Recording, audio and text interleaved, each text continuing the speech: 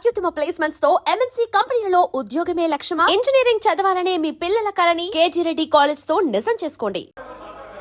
దానం నాగేందర్ గారు. అధ్యక్ష, thank you sir. Sir, ఈ జంట నగరాలకు సంబంధించినటువంటి ఈ మూసీ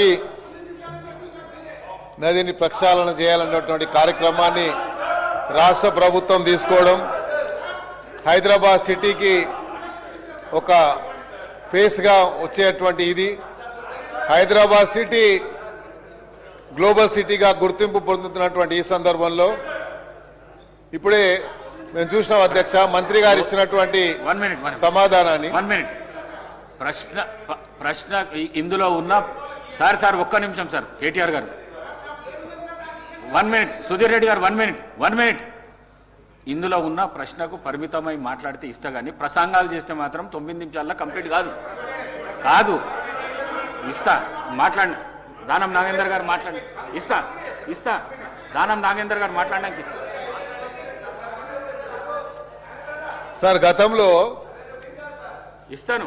మరి గతంలో నేను కూడా అప్పుడు ఉన్నాను అధ్యక్ష, హైదరాబాద్ సిటీలో శాసనసభ్యుడిగానే. హరీష్ రావు గారు, అయితే తమరి ద్వారా నేను తెలుసుకోదలుచుకున్నాను, గౌరవ మంత్రి గారి ద్వారా. గతంలో కూడా సోషో ఎకనామిక్ సర్వే జరిగింది. ఆ సోషో ఎకనామిక్ సర్వేలో ఎన్ని కుటుంబాలని మీరు ఐడెంటిఫై చేశారు? నాకున్న సమాచారం ప్రకారం అధ్యక్ష, సుమారు 10,000 కుటుంబాలను ఆ రోజు సోషో ఎకనామిక్ సర్వే జరిగిన తర్వాత సుధీర్ రెడ్డి గారిని మరి మూసీ నది దాని బోర్డుకి చైర్మన్గా నియమించిన తర్వాత 10,000 మందికి, అందులో కొంతమందికి సుమారుగా డబుల్ బెడ్రూమ్ ఇస్తామని చెప్పి వాళ్ళతో కన్సల్ట్ కూడా తీసుకున్నాను. ఇప్పుడు వాళ్ళ వచ్చినటువంటి ఆన్సర్ క్వశ్చన్లు మాత్రము డిఫరెంట్గా ఉంటున్నారు. కాబట్టి మూసీ నదిని ప్రక్షాళన చేయాలని గౌరవ కేటీఆర్ గారు మంత్రిగా దాన్ని ఒక రూపకల్పన చేసిన తర్వాత మరి హైదరాబాద్ని సర్వతోముఖ అభివృద్ధి జరగాలన్నటువంటి ఆలోచనతో వారు ఒక యాక్షన్ ప్లాన్ తయారు చేశారు అధ్యక్ష. మరి ఇప్పుడు ఈ మూసీ నదిని ఆపాలని, లేకపోతే మూసీ పరివాహకలు ఉన్నటువంటి వారిని మరి ప్రొవోక్ చేసేటువంటి కార్యక్రమం ఎందుకు జరుగుతుందని మాకు అర్థమవుతలేదు. హైదరాబాద్లో పుట్టిన వాడిగా మా బాధ్యతగా ఉంది అధ్యక్ష, హైదరాబాద్లో అన్ని ప్రాంతాలు అభివృద్ధి చెందాలని. మూసీ అంటే మీరు ఒక మురికి కాలువగానే దాన్ని పదే మూసీ అంటే మూసీ నది అంటే అది మురికి కాలువ కింద మీరు పదే దాన్ని ఒక ఎస్టాబ్లిష్ చేయడానికి ప్రయత్నం చేస్తున్నాం అధ్యక్ష. అది ఒక జీవనది అధ్యక్ష. ఆ జీవనదిని మన మూసీ అంటే అది మురికి కాలువగా నాకు బాగా గుర్తుంది అధ్యక్ష. సుమారు 70లో అనుకుంటాను, మేము చిన్నగా ఉన్నాము. ఈ మూసీ నది వల్ల అంటే అప్పుడు ఉన్నటువంటి జీవనది అనేది ఎంత ప్రవహించేదని చెప్పడానికే ప్రయత్నం చేస్తున్నా అధ్యక్ష. అప్పుడు ఫ్లడ్స్ వస్తే జూబ్లీ బస్ స్టాండ్, అక్కడ ఉన్నటువంటి జాంబాగు, ఆ ఏరియా మొత్తం మునిగిపోయింది అధ్యక్ష. ఎన్నో కుటుంబాలు కూడా మరి పోయినాయి అధ్యక్ష. అందుకనే ఈరోజు మూసీ నది ప్రక్షాళన జరిగితే ఆ మూసీ నదిలో పక్కకున్నటువంటి వారు ఆ మురికి కాల్వగా, ఎందుకంటే అక్కడ ఉన్నటువంటి కెమికల్ ఇండస్ట్రీస్ అన్ని కూడా కెమికల్ అన్ని కూడా అక్కడ ప్రవహిస్తున్నది కాబట్టి అది ఈరోజు మురికి కాలువగా మారిపోయింది. కాబట్టి ఆ మురికి కాలువ కాకుండా దీన్ని ప్రక్షాళన చేయడానికి ప్రభుత్వం ఒక దీర్ఘకాల ప్రణాళిక సిద్ధం చేసి మొన్న గౌరవ ముఖ్యమంత్రి గారు డీటెయిల్ ప్రాజెక్ట్ రిపోర్ట్ కూడా మొన్న ప్రవేశపెట్టడం జరిగింది అధ్యక్ష. అయితే తమరి ద్వారా నేనేమంటున్నా అంటే వారి క్వశ్చన్ సపరేట్ ఉండొచ్చు, నా క్వశ్చన్ సపరేట్ ఉండొచ్చు, కానీ హైదరాబాద్ సిటీ అభివృద్ధి జరగాలనేదే మా యొక్క కన్సర్న్ అధ్యక్ష. అందుకనే దీంట్లో ఈ క్వశ్చన్లో మన పేరు లేకపోయినా నేను ఇందులో సిగ్నేటరీ కాకపోయినా నేను అడుగుతున్నానంటే హైదరాబాద్లో అభివృద్ధి జరగాలి. ఈ మూసీ అభివృద్ధి జరిగితే కేవలం ఇక్కడ వికారాబాద్ నుండి నల్లగొండ వరకు, నల్లగొండలో ఫ్లోరైడ్ ఎఫెక్ట్ వల్ల కుటుంబాల్లో నాశనం అవుతుంది, అక్కడ ఉన్నటువంటి ఇరిగేషన్ నాశనం అవుతుంది. కాబట్టి మూసీ అభివృద్ధి జరగాలంటున్నాం. అయితే మూసీకి సంబంధించినటువంటి ఏదన్నా మీరు అంటే ఒక కన్స్ట్రక్టివ్ ఆలోచనతో అందరు ముందుకు రావాలని, ఇర్రెస్పెక్టివ్ ఆఫ్ అందరు కూడా పొలిటికల్ పార్టీస్ వాళ్ళు ఒక కన్స్ట్రక్టివ్ సజెషన్ ఇచ్చి ప్రభుత్వానికి సరైనటువంటి డైరెక్షన్ ఇవ్వాలని చెప్పి గౌరవ మంత్రి గారు డీటెయిల్ ప్రాజెక్ట్ రిపోర్ట్లో ఉన్నటువంటి ఎస్టిమేషన్ కాస్ట్ ఎంత అయింది, అక్కడ ఎన్ని కుటుంబాలు ఐడెంటిఫై చేశారో, గతంలో కూడా సుధీర్ రెడ్డి గారు చైర్మన్గా ఉన్నప్పుడు ఒక ట్రాక్ ఒకటి చేశారు అధ్యక్ష. ఆ ట్రాక్కి సంబంధించి సుమారు 30-40 కోట్ల రూపాయలు ఖర్చు పెట్టారు.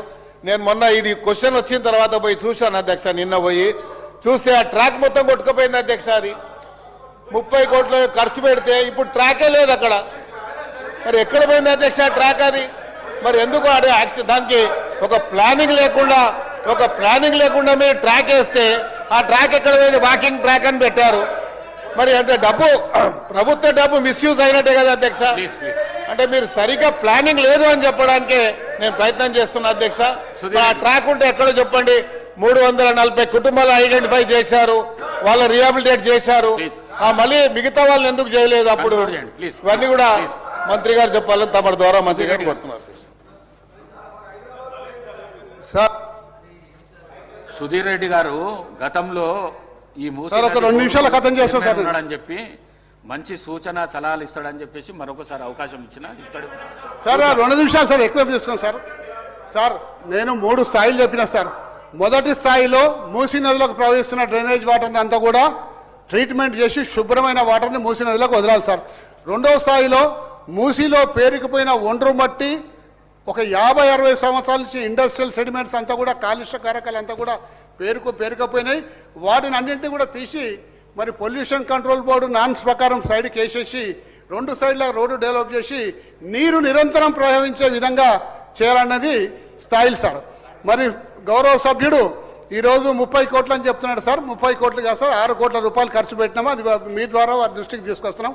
మూడవ సార్, కొండపోచమ్మ సాగర్ నుంచి కాళేశ్వరం నది జలాల్ని మూసీ నదికి తీసుకొచ్చి ఈ మూసీ హిమాయత్ సాగర్, ఉస్మాన్ సాగర్ తీసుకొచ్చి దాదాపు 15 చెక్ డ్యాములు కట్టి నిరంతరం ఆ చెక్ డ్యాములలో నీళ్లు నిల్వ ఉండే విధంగా, తద్వారా హైదరాబాద్ పరిసర ప్రాంతాల్లో భూగర్భ మట్టాలు పడిపోకుండా తగు చర్యలు తీసుకున్నాము.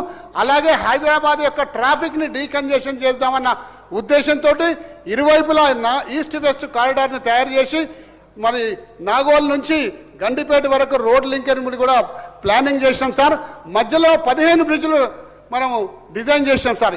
ఈ 15 బ్రిడ్జ్లు కూడా సార్ శాంక్షన్ చేసినాము. దాదాపు 500 కోట్ల రూపాయలు దాన్ని కేటాయించినాము.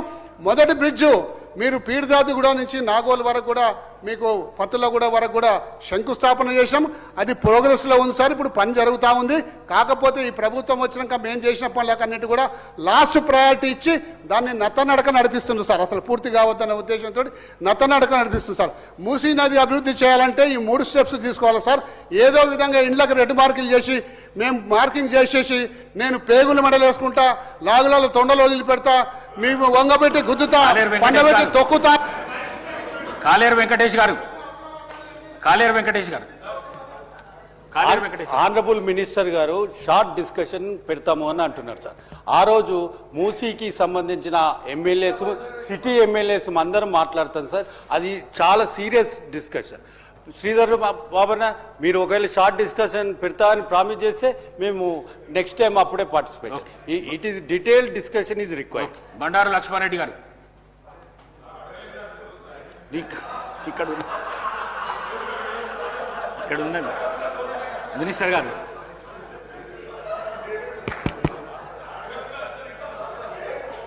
సార్, నేను గౌరవ హరీష్ రావు గారిని కోరుతా ఉన్నాను అధ్యక్ష. హరీష్ రావు గారు బీఎస్సీలో వచ్చి ఒక మాట చెప్తారు అధ్యక్ష. చెప్పినప్పుడు వారు గౌరవ సభ్యులకు కూడా తెలియజేయాల్సిన అవసరం ఉంటుంది. మేము మా గౌరవ సభ్యులకు, మా గౌరవ సహచార మంత్రివర్గుల సోదరులందరికీ కూడా తెలియజేశాం మీరు తీసుకున్న నిర్ణయానికి. ఈరోజు మీరు షార్ట్ డిస్కషన్గా మీ సభ్యులు తీసుకెళ్తా ఉంటే మా హరీష్ రావు గారు ఓ సీనియర్ సభ్యుడిగా చెప్పాల్సిన అవసరం, ధర్మం వారిపైన ఉందని మీ ద్వారా వారికి మనవి చేస్తా ఉన్నాం అధ్యక్ష. ఎందుకంటే అందరు సభ్యులకు సంబంధించిన అంశాలు రావాలనే ఆలోచనతో వారు చెప్పిండ్రు, మేము విన్నాము, మీరు డైరెక్షన్ ఇచ్చిండ్రు. ఆ సందర్భంలో ఒక స్పెసిఫిక్ టాపిక్ తీసుకొని ఈరోజు మొత్తము సభ